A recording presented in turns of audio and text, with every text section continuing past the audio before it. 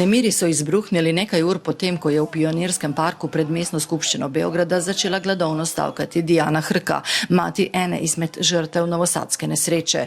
Večje število ljudi jo je prišlo podpret, medtem ko so se v večjem številu začeli zbirati tudi podporniki predsednika Aleksandra Vučića, ki že več mesecev šotorijo pred skupščino Srbije. Ako se meni nešto desi, znate šta će onda tek da bude. Incident se je zgodil, ko so iz smeri podpornikov oblasti na protestnike priletela pirotehnična sredstva. Napetosti so se po noči stopnjevale, močno okrepljene enote policije so skušale preprečiti nasilje. Došla žena, zašto je poginulo dete, da štrajkuje glađu i oni izvedu pandure da je sklone. Kad je Toma Nikolić štrajkao, od njegov fenomenalno štrajkao, je otišao je Tadić, makar ga pogledao. Zgorel je en šotor. Pozno sinoči je predsednik Vučić zato že okrivil podpornike Dijane Hrke.